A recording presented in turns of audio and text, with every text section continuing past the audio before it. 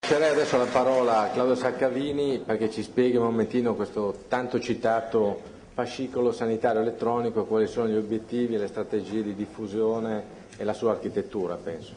Grazie, dottor Saccavini. Bene, intanto ringrazio gli organizzatori per aver fatto sì che questo convegno si sia rallentato da maggio ad oggi, perché a maggio, come era previsto di fare quel convegno, avrei dovuto parlarvi dei desiderata, di che bello sarebbe avere un fascicolo, che cosa avremmo voluto fare, ma se qualcuno mi avesse domandato come, probabilmente non avrei potuto rispondere. Perché? Perché solo oggi, anzi ieri sera, si è completato il quadro. Abbiamo avuto l'approvazione del piano sociosanitario regionale a giugno, abbiamo avuto la delibera della Giunta regionale per il progetto fascicolo sanitario elettronico, abbiamo avuto con il data 1° ottobre la partenza, quindi la lettera di trasmissione da parte della Regione a tutte le USL per la partenza del progetto, e ieri sera, ultimo, ma è arrivato proprio ancora il testo ufficiale, non ce l'abbiamo, per cui citerò soltanto alcune cose che sono in qualche modo uscite, il decreto legge di crescita 2.0 che fa legge del fascicolo sanitario elettronico. In particolare, come vedete, proprio è questo decreto di ieri sera che ha fissato 2 punti che sono molto utili per quello che abbiamo parlato oggi, ovvero sia uno relativo al documento digitale unificato, per cui hanno deciso, dopo che ci hanno fatto spaccare la testa per anni sulla tessera sanitaria elettronica, che si collasserà sulla carta elettronica digitale, con tutte le complicazioni che questo porterà. Però sicuramente è molto importante vedere che verrà fatto un'anagrafe unica con un censimento analogo della popolazione. Questo aumenterà ancora di più la pulizia degli anagrafi che poi propaghiamo fino nell'ultimo ospedale. Però questo è importante, nel punto 1.4, in misure per la sanità digitale, hanno introdotto proprio il fascicolo sanitario elettronico, dicendo che cosa fa. Diciamo che rispetto a tutte le bozze che sono uscite, queste sono le uniche cose che sono presenti sul sito del governo e che dicono che cosa verrà fatto nel fascicolo. In più, oltre a una cosa che dice fissa il 2015 come il termine per avere la prescrizione elettronica su tutto il territorio nazionale, non solo, ma prevede anche, questo è molto importante, la spendibilità delle prescrizioni farmaceutiche fuori del territorio regionale.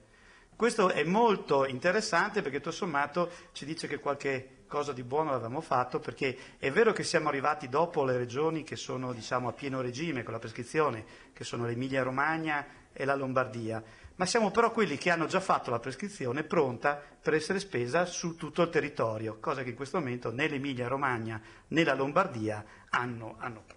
Quindi con questi presupposti abbiamo visto che il primo è stato proprio quello del piano sociosanitario, dove dentro nel piano sociosanitario regionale si parla del fascicolo sanitario elettronico. In che modo? Definendolo, secondo me, in accordo completo con le regole nazionali che sono stati approvati, cioè come uno strumento che coinvolge l'aspetto ospedaliero, l'aspetto territoriale, l'aspetto sociale e l'aspetto anche di prevenzione e promozione della salute, e soprattutto che deve essere uno strumento unico nel senso che abbiamo visto prima descritto dall'ingegner Gubbia, quindi unico dal punto di vista logico, in modo tale che le formazioni fluiscano dai vari sistemi aziendali che ovviamente sono già attivi sul territorio.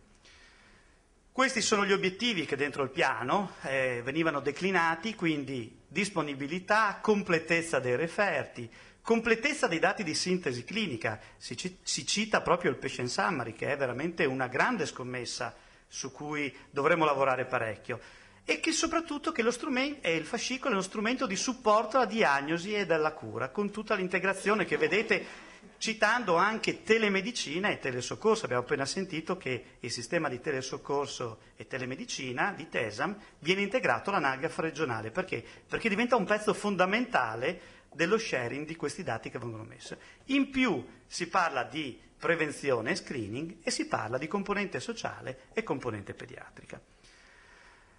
È ovvio che quindi stiamo parlando di un oggetto che ha delle sfaccettature molto complesse, che non è soltanto esclusivamente un portale dove il cittadino accede ai propri dati clinici.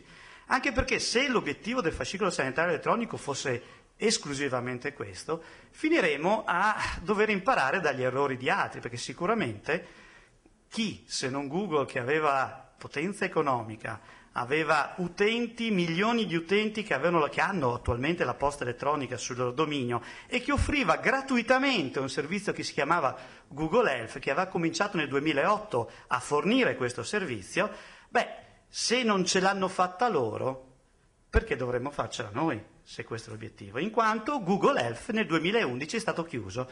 Questa è la motivazione perché è stato chiuso. Perché era usato da un gruppo di ristretto di utenti, cioè non c'erano utenti che utilizzavano questo sistema qua.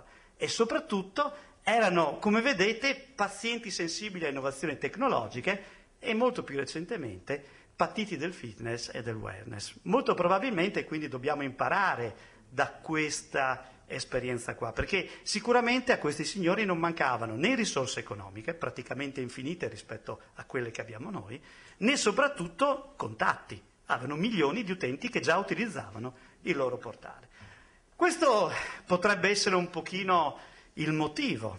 Il motivo è perché probabilmente non possiamo pensare di scalare il problema della cartella clinica elettronica e farla diventare fascicolo, semplicemente spostando dal livello aziendale a un livello regionale le problematiche.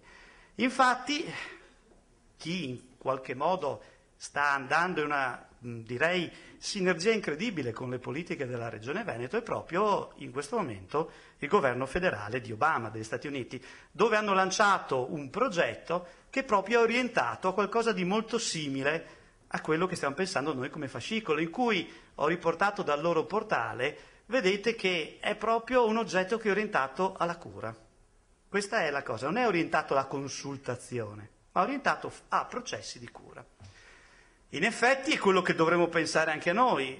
Ricordo una presentazione dell'ingegner Gubian giù in Ministero un anno e mezzo fa, in cui diceva che il Veneto era la regione dei 1000 progetti, a differenza invece della Lombardia, che era la regione del progetto, perché in Lombardia c'è un progetto e dopo altre cose che figliano. Qui invece era un pochino diverso. Ecco, vediamo il fascicolo proprio come la convergenza di tutta questa storia di progetti che, se adeguatamente convogliati, adeguatamente messi all'interno di standard non solo tecnologici ma soprattutto organizzativi, permette di chiudere questo triangolo in cui vediamo aziende sanitarie, cittadino e regione con diverse peculiarità, con diversi core business che si affacciano al fascicolo. E proprio per questo ricordo due progetti che sono già stati ricordati oggi. Il progetto Escape, avete visto il risultato portato dal dottor Dario, della cartina che diventa completamente verde. Vi assicuro che come Arsenal, che abbiamo seguito questo processo qua, è stato veramente una cosa difficile portare ad arrivare a questo qua. Ed è stato permesso soltanto perché c'è stata la collaborazione di tutte le 23 aziende sanitarie, dove tutti con le loro diverse situazioni di partenza hanno dato la collaborazione con tutti i gruppi di lavoro che hanno lavorato per far questo. E quindi, come vedete, si parla di Veneto Escape con questi che erano i punti che si voleva raggiungere.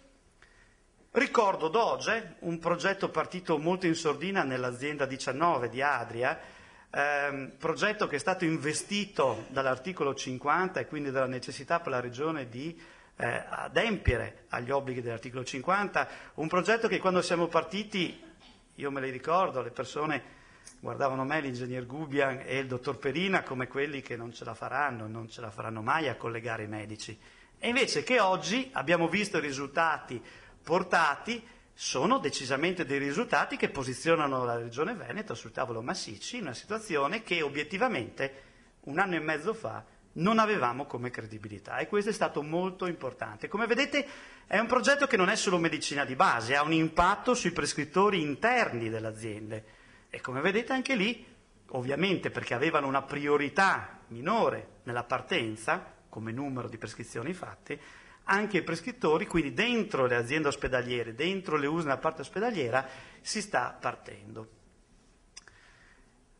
Aggiungo un altro progetto, perché probabilmente di questi 3 progetti, che sono tutti progetti finanziati, questo è molto importante, e quindi progetti a budget definito, in cui si devono fare le cose rispettando i budget, perché se non si fa un buon equilibrio fra rendicontazione delle attività fatte, obiettivi raggiunti, i soldi non arrivano a chi fa il progetto. Parlo dell'ultimo progetto, che è Renew in Health, il progetto per il telemonitoraggio, un progetto che, come vedete, coinvolge una buona nutrita parte dell'Europa, e proprio, come vedete, è un progetto nord-sud, cioè coinvolge dagli stati del sud agli stati del nord che stanno lavorando su un problema che è quello del telemonitoraggio, chiedendosi perché una cosa così interessante non si diffonde, non ha mercato. Come vedete, ritorno al problema iniziale. Perché il fascicolo, che è un'idea tutto sommato a cui tutti diamo una forte importanza, non ha una diffusione? Perché stenta a partire? I dati di consultazione del fascicolo della Lombardia dimostrano che c'è molta fatica a far coinvolgere tutti i player a usare quel sistema. Stessa cosa sta succedendo nell'Emilia Romagna, che sono partiti con il progetto di fascicolo. Quindi evidentemente non basta dire lo faccio, bisogna studiare molto in dettaglio tutto il contesto in cui noi operiamo. Infatti il progetto Renew in Health si porta una bella eredità. È stata utilizzata una centrale regionale unica, quella del telesoccorso, per far collassare tutti i telemonitoraggi in questa centrale. Questa centrale agisce come una specie di triage, attacca un colore alle misure fatte dal paziente e, a seconda del colore che viene attaccato a queste misure, attiva i soggetti che dietro a valle devono prendere delle decisioni cliniche, decisioni sociali, o in alcuni casi, quando abbiamo un buon numero anche di queste situazioni, quando la misura è talmente fuori da avere un problema di salute del paziente, di attivare addirittura la rete del 118 come se fosse una richiesta di telesoccorso. 2 numeri, perché adesso entro un pochino nella sostenibilità che abbiamo dovuto in questo anno e mezzo, a cui abbiamo lavorato in molte persone, a cui dico grazie veramente a tutti quelli che ci sono stati vicini per cercare di capire come poter rendere sostenibile e realizzabile il fascicolo. 2 numeri per un po' muoversi dentro. Il progetto Renew in Health, come vedete, ci permette di focalizzarci su una quota di soggetti, di cittadini che hanno dei problemi di cronicità. Dei problemi di cronicità, come vedete in questo momento 24.000 soggetti sono in telecare, quindi in telesoccorso, e 3.240 sono è un trial clinico randomizzato, quindi c'è per lo studio sia un gruppo di controllo che di intervento, ma circa 1.200 soggetti sono in telemonitoraggio attivo con la centrale di Tesa. Come vedete, ci ha permesso di capire di questo segmento qua su cui mi focalizzo che cosa abbiamo a che fare. Vedete che gente che non sa usare il computer, quindi a questi soggetti portare un computer a casa è praticamente inutile, ma che sa usare il telefono. Quindi probabilmente a questi soggetti qua dobbiamo portargli un SMS più che un computer, perché probabilmente è lì che dobbiamo attivare e rendere proattivi questi soggetti. Come vedete poi questo ci ha permesso di fare alcune valutazioni mettendo insieme i 3 progetti, quindi Veneto Escape, Doge e Renew in Health. Vedete quali sono i risparmi che il fascicolo potrà permettere? Potrà permettere con la dematerializzazione di risparmiare 1,4 milioni dovuto alla gara. Può permettere con l'appropriatezza, abbiamo dei progetti che hanno dato dei dati molto interessanti, di risparmiare circa 65 milioni dovuti all'appropriatezza delle richieste, perché come avete visto in questo momento viene ex post la verifica di appropriatezza. Si vuole invece portare questa verifica al momento della prenotazione, della prescrizione, e questo con Doge lo potremo fare. Ci dà un circa 56 milioni di euro di risparmio dovuto a Veneto Escape sulla dematerializzazione dei cicli. Risparmi che sono molto spesso risparmi di risorse umane, quindi non sono cash, ma sono possibilità di modificare organizzazioni, che forse è anche migliore del cash stesso. E quindi potremmo, come vedete, risparmiare fino a 25 euro a cittadino per anno. Questo invece è quello che ci fa focalizzare in questo momento il progetto Renew in Health. Mi soffermo solo su un punto. Abbiamo visto che uno degli obiettivi è abbassare la spesa farmaceutica. Vi ricordate 130 euro pro capite più o meno? Beh, siamo andati a prendere una quota di soggetti che spendono di più.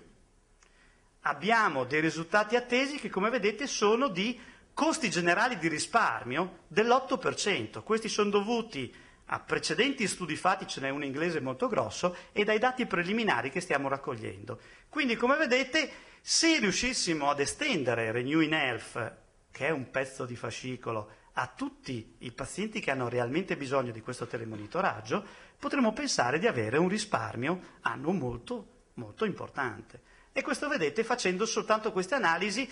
Vi ricordo soltanto un dato, che praticamente risparmiando un accesso di questi pazienti al pronto soccorso, e vedete che sono pazienti che fanno parecchi accessi all'anno al pronto soccorso mediamente, basta che non facciano un accesso al pronto soccorso e praticamente il sistema si è già pagato. Cioè quanto costa alla regione il telemonitoraggio di quei cittadini è completamente arrivato il break-even point col primo pronto soccorso che non abbiamo.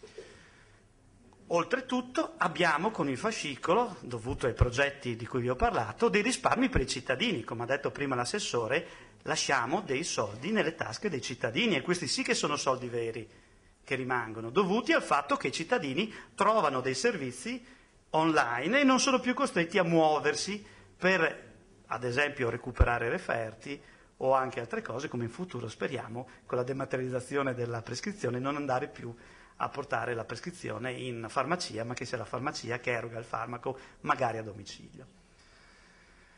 Quindi, e vado in conclusione, quello che vediamo del fascicolo effettivamente è una specie di qualcosa molto simile